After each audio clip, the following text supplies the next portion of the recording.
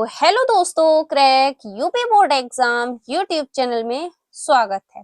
आज की ये वीडियो क्लास 12th इंग्लिश की बहुत ही ज्यादा इम्पोर्टेंट वीडियो होने वाली है, क्योंकि आज की इस वीडियो में हम देखेंगे सैंपल क्वेश्चन पेपर जो कि 25/2026 का है और इसी टाइप का आपका क्वेश्चन पेपर बोर्ड एग्जाम 2026 में पूछा जाएगा। ठीक, और ये मॉडल पेपर आपका बोर्ड द्वारा जारी किया गया मॉडल पेपर है। ये बोर्ड एग्जाम 2026 के लिए बहुत ही ज्यादा इम्पोर्टेंट है। ठीक है, बाकी आपके ये 5 सब्जेक्ट हैं तो पांचों सब्जेक्ट के मॉडल पेपर आपको सॉल्व कर लेने हैं, क्योंकि इससे आपको पता चल जाएगी किस टाइप के क्वेश्चन आपके बोर्ड में बनने वाले हैं। क्योंकि ये क्वेश्चन पेपर यूपीएमएसपी वेबसाइट पे बोर्ड द्वारा जारी किया गया मॉडल पेपर है। ठीक है, तो इस क्वेश्चन पेपर को आपको देखना है, इसके सारे क्वेश्चन को तैयार कर लेना और इस पेपर को पूरा सॉल्व कर लेना है। ठीक है, तो चलिए आज की इस वीडियो को स्टार्ट करते हैं। वीडियो को पहली बार देख रहे हो तो चैनल को सब्सक्राइब कर लीजिए और इस वीडियो को लाइक कीजिए। तो आपको बोर्ड में 3 घंटे 15 मिनट मिलते हैं और 100 नंबर का आपका पेपर होता है। ठीक है, 15 मिनट आपके क्वेश्चन पेपर को पढ़ने के लिए मिलते हैं, तो लगभग आपके पास 3 घंटे होते हैं। ठीक, तो ये आपका सिर्फ सैंपल क्वेश्चन पेपर है। इसी टाइप के आपके बोर्ड एग्जाम में क्वेश्चन बनेंगे, बट आपको इससे ये उम्मीद नहीं लगानी कि यही क्वेश्चन आपके बोर्ड एग्जाम में मिलेंगे। क्वेश्चन आपके चेंज होंगे, पर इससे आपको अंदाजा लग जाए कि इस टाइप का पेपर पूछा जाता है, कि टफ होता है या इजी होता है। ठीक है, तो ये सब चीजें जनरल इंस्ट्रक्शंस वगैरह आप पढ़ लीजिएगा। सबसे पहला आपका सेक्शन होता है ए। सेक्शन ए में रीडिंग आपकी होती है, रीडिंग से आपका क्वेश्चन बनता है। तो सेक्शन ए रीडिंग सेक्शन होता है, जिसमें आपको एक अनसीन पैसेज दिया होता है और ये अनसीन पैसेज आपका 15 मार्क्स का होता है। तो अगर आपने रीडिंग सेक्शन में 15 नंबर कवर कर लिए तो आप इंग्लिश में अच्छे से स्कोर कर पाएंगे। तो आपको सबसे पहले देखना है कि ये पैसेज कैसा है, क्या आप इसे सॉल्व कर पाएंगे, क्या ये पीवाईक्यू क्वेश्चन है या पिछले साल पूछा गया है या कभी भी वाला अनसीन पैसेज पूछा गया है या नया है। तो आपको पहले इसे देखना है कि ये किस टाइप का अनसीन पैसेज है। तो read the following passage carefully and answer the question that follow. ठीक है, तो इसमें आपको एक अनसीन पैसेज दे रखा होगा, इसे आपको पढ़ना होगा पूरा और इसके क्वेश्चन के आंसर देने होंगे। ठीक है, तो इसमें आपको 4 क्वेश्चन होंगे जो 3-3 नंबर के पूछे जाएंगे। ठीक है, तो 3-3 नंबर के क्वेश्चन पूछे जाएंगे, 12 नंबर आपके 3-3 नंबर के क्वेश्चन हो जाएंगे। ठीक है, उसके बाद 3 नंबर के आपके क्वेश्चन पूछे जाएंगे जो वोकैब से रिलेटेड होंगे। ठीक, जैसे अपोजिट वर्ड पूछ लिया या इडियम एंड फ्रेजेस वर्ड पूछ लिया, कुछ भी मीनिंग पूछ ली। ठीक है, तो इस टाइप के क्वेश्चन बनते हैं। तो इस अनसीन पैसेज को आपको पूरा रीड करना और समझना है कि ये किस टाइप का अनसीन पैसेज है। फिलहाल तो ये अनसीन पैसेज बिल्कुल नया है, बिल्कुल नहीं, ये बोर्ड एग्जाम में कभी भी नहीं पूछा गया, ना ये पीवाईक्यू क्वेश्चन है। तो ये इस साल का नया अनसीन पैसेज, तो इसको आपको सॉल्व कर लेना, इसी टाइप का बोर्ड एग्जाम में भी पूछ सकता है। ठीक है, तो अनसीन पैसेज को आपको ट्रिकी से तैयार करना है कि किस टाइप के क्वेश्चन इसमें बनते हैं और कैसे हमें इसे सॉल्व करना होगा। ठीक है, तो इसको आपको जरूर से जरूर तैयार कर लेना, क्योंकि ये आपके 15 नंबर बोर्ड एग्जाम में कंप्लीट करेंगे और 15 नंबर बहुत होते हैं, 1 नंबर भी बहुत होता है, ये तो 15 नंबर का क्वेश्चन है। ठीक है, तो अनसीन पैसेज सॉल्व करना आपको अच्छे से आना चाहिए, इसके लिए आपको प्रैक्टिस करनी होगी। ठीक है, उसके बाद दूसरे नंबर पे आपका सेक्शन आता है सेक्शन बी, जो कि राइटिंग सेक्शन होता है। ठीक है, इसमें आपका आर्टिकल पूछा जाता है और लेटर पूछा जाता है। ठीक है, 10 नंबर का आपका आर्टिकल होता है और 10 ही नंबर का आपका लेटर होता है। ठीक है, तो 10-10 20 नंबर आपके राइटिंग सेक्शन के होते हैं। 15 और 20 35 नंबर आपके 2 सेक्शन से ही कंप्लीट हो जाते हैं और 100 में से 33 वाला पास है। तो अगर आप ये 3 सेक्शन बिल्कुल अच्छे से तैयार करके लिख देते हैं तो आप पास तो हो ही जाएंगे इन 2 ही सेक्शन से, क्योंकि 100 में से 33 वाला पास होता है। ठीक है, तो अगर आपकी तीनों मतलब दोनों सेक्शन कंप्लीट है, मजबूत हैं, तो आप बहुत ही अच्छे इंग्लिश में स्कोर कर पाएंगे। तो चलिए देखते हैं कि राइटिंग सेक्शन में कौन सा आर्टिकल पूछा गया। तो सबसे पहले लिखा है कि right an article on any one of the following topic in about 150 words. तो इसमें पूछा गया कि 150 वर्ड्स का लिखना है, मतलब बोर्ड एग्जाम के पेपर में लिखा होता है कि 100 से 150 वर्ड। ठीक है, 100 से 150 का वर्ड लिमिट होता है। ठीक है, तो इसमें सिर्फ 150 लिखा है। आपके यूपी बोर्ड एग्जाम के पेपर में 100 150 लिखा होता है, मतलब 100 से 150 शब्द की लिमिट है। ठीक, कौन कौन से पूछे गए? सबसे पहला है आपका ऑनलाइन शॉपिंग नेसेसिटी और क्रेज। ये कभी भी बोर्ड एग्जाम में नहीं पूछा गया। ऑनलाइन शॉपिंग नेसेसिटी और क्रेज ये न्यू है, बिल्कुल न्यू आर्टिकल है। फिलहाल इसे आप बना के लिख सकते हैं, बहुत ही इजी है। तो ये टॉपिक आप बनाकर लिख सकते हैं। आर्टिकल आपके कहीं से भी पूछ लिया जाता है, कोई भी टॉपिक बन जाता है। हिंदी में तो आपको आर्टिकल इंपॉर्टेंट मिल जाएंगे, निबंध जो आपको बताए जाएंगे वो फंस जाएंगे, पर इंग्लिश में ऐसा नहीं है। अगर आपको कोई 100% आर्टिकल बता रहा है कि ये इम्पोर्टेंट ही है, तो ये ऐसा नहीं है, क्योंकि बोर्ड एग्जाम में अलग टॉपिक भी पूछ लिया जाता है। ठीक है, उसके बाद वी पे है need for career counselling in school, इस पर भी आप लिख सकते हैं लगभग। ठीक है, उसके बाद माई चाइल्डहुड फैंटेसी। ठीक है, तो ये 3 टॉपिक पूछे गए, ऑनलाइन शॉपिंग नेसेसिटी और craze, need for career counselling in schools, और सी पे पूछा गया कि माई चाइल्डहुड फैंटेसी। तो इसमें से कोई एक आपको तैयार करना है। ठीक, फिलहाल तो ये इम्पोर्टेंट पूछा जा सकता है, पर हम ये नहीं कह सकते कि 100% ये 3 में से कोई एक आपके बोर्ड एग्जाम में फंस सकता है। पर इससे आपको पता चल जाएगा कि बोर्ड एग्जाम में किस टाइप के आपके आर्टिकल बनेंगे। तो आर्टिकल कोई भी इम्पोर्टेंट नहीं होता, कुछ इम्पोर्टेंट है, जैसे अनएम्प्लॉयमेंट वाला इम्पोर्टेंट है, और डाउरी सिस्टम, कुछ इम्पोर्टेंट है जो बन जाते हैं कभी कभी। पर हर साल हर एक पेपर में नया टॉपिक आपको देखने को मिलेगा ही मिलेगा आर्टिकल में।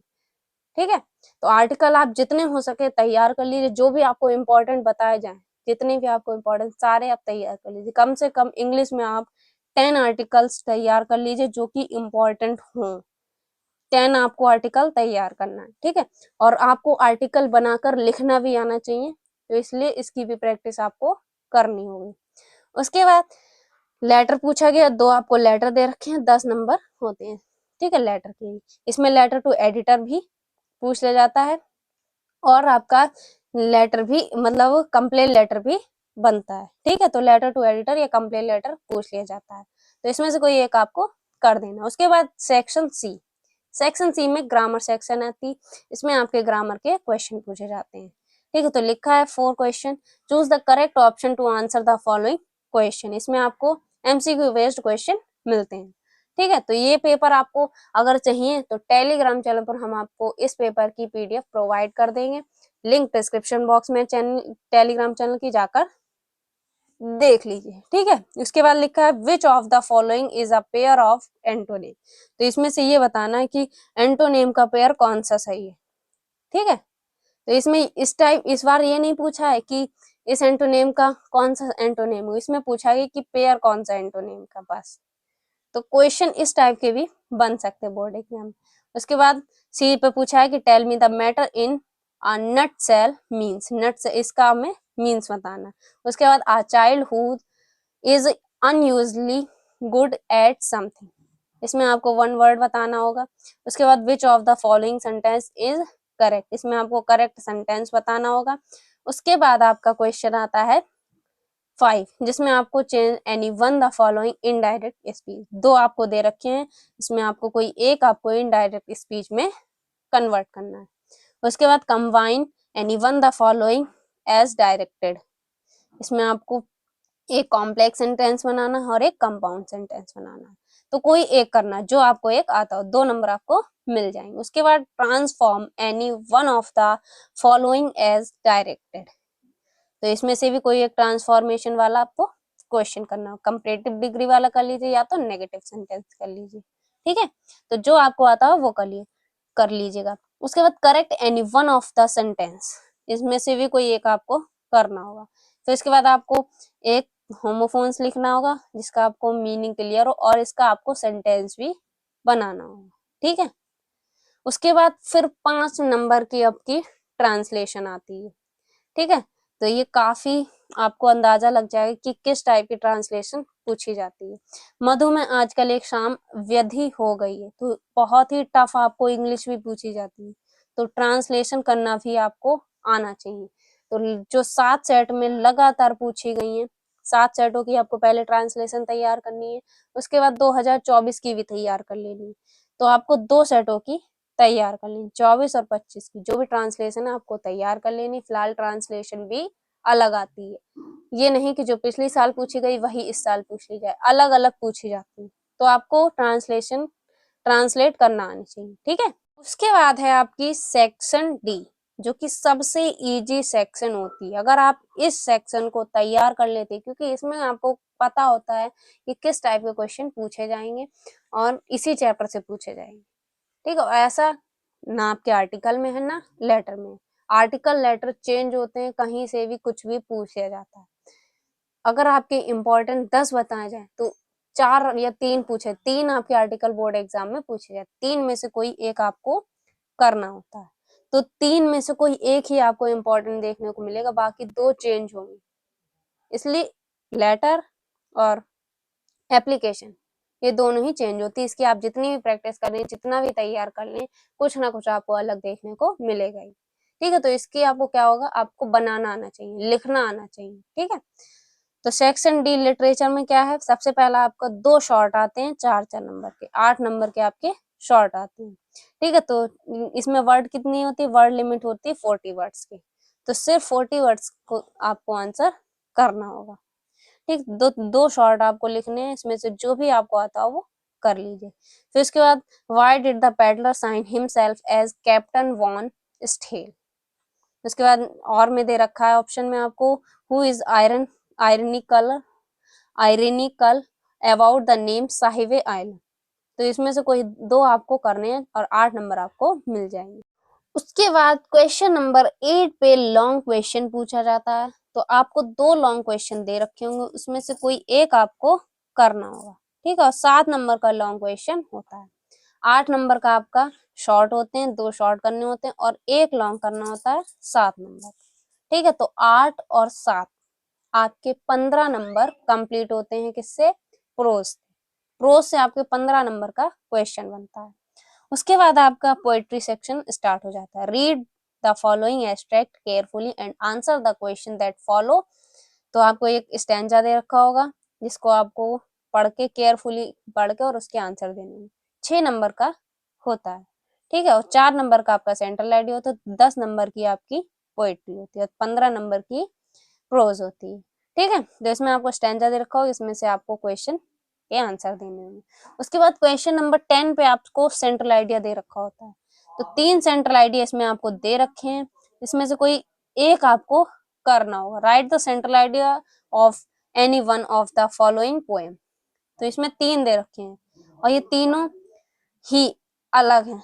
इसमें से सबसे ज्यादा अगर इम्पोर्टेंट बात करें तो things of beauty, board exam में थिंग्स ऑफ ब्यूटी 101% पूछा ही जाए। तो things of beauty, my mother eight 66 और आंट जेनिफर टाइगर, ये तैयार कर लीजिएगा, ठीक है। थिंग्स ऑफ ब्यूटी और माई मदर एट 66 ईयर और आंट जेनिफर्स टाइगर, ये 3 आप तैयार कर लीजिए। सेंट्रल आइडिया इन्हीं में से पूछा जाता है। और स्टैंजा की अगर बात करें तो द रोड साइड स्टैंड, इस पे स्टैंजा क्वेश्चन बनता है। तो ज्यादातर स्टैंजा वाले क्वेश्चन इस चैप्टर से ज्यादा बने। द रोड साइड स्टैंड और आंट जेनिफर से भी कभी कभी बन जाता है, ठीक है। तो ये भी आपको तैयार कर लेना। उसके बाद आपकी आती है सप्लीमेंट्री। 11 नंबर पे क्वेश्चन है, आपको 2 शॉर्ट इसमें भी करने होंगे और 1 लॉन्ग करना होगा। तो 15 नंबर की आपकी सप्लीमेंट्री आती है। तो टोटल आपकी जो लिटरेचर सेक्शन होता है वो 45 नंबर का होता है। तो अगर आप लिटरेचर सेक्शन कंप्लीटली तैयार कर लेते हैं तो इसमें आपके 45 नंबर तो पक्के ही पक्के हैं। बाकी आप जितने भी नंबर इकट्ठे करेंगे वो आपके जुड़ते रहेंगे। तो आप अगर आप खूब घसीट घसीट के भी पेपर करते तब भी आप 70 नंबर कंप्लीट कर लेंगे। अगर आपको एनसीन पेजेस बहुत अच्छे से सॉल्व करना आता है, आर्टिकल अच्छे से सारे तैयार कर लिए होंगे या तो लेटर तैयार कर लेंगे तो आप 100 में से 100 आउट ऑफ कंप्लीट कर लेंगे।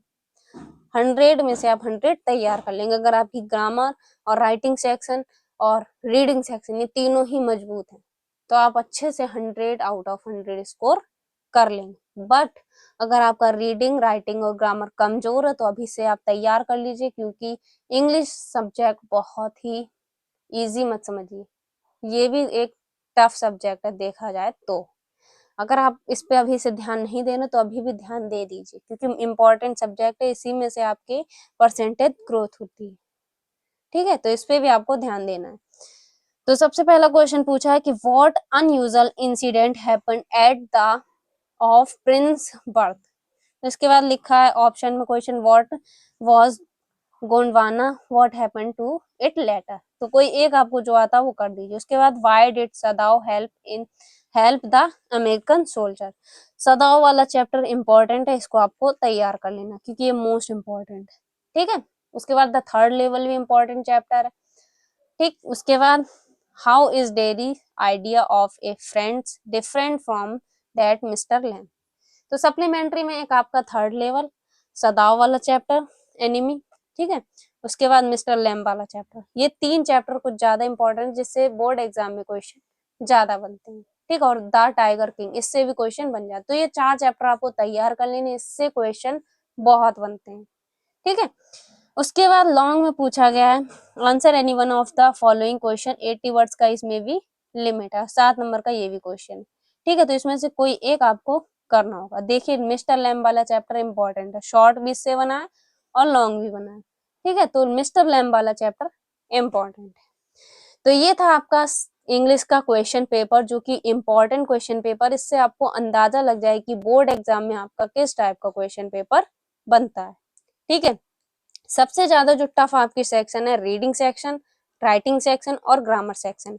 रीडिंग सेक्शन अगर आप समझ गए तो इसमें आप बहुत ही इजीली 15 नंबर कंप्लीट कर लेंगे। ये टफ नहीं है, इससे बस आपको समझने की कोशिश करना है। ये सबसे इजी सेक्शन अगर देखा जाए, अगर आप इसको समझ गए तो 15 नंबर आप इजीली स्कोर कर पाएंगे इसमें।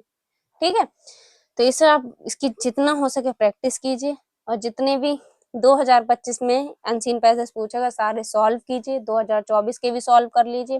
ठीक है, बाकी जो भी आपको वायरल मॉडल पेपर करवाया जाए उनको सॉल्व कीजिए, और इस क्वेश्चन पेपर को एक बार आप जरूर से अपने आप से सॉल्व करने की कोशिश कीजिएगा। तो ये वीडियो आपको कैसे लगी एक बार कमेंट बॉक्स में बताइए। मिलते हैं आपसे एक और अगली इंपॉर्टेंट वीडियो में, तब तक के लिए जय हिंद, जय भारत।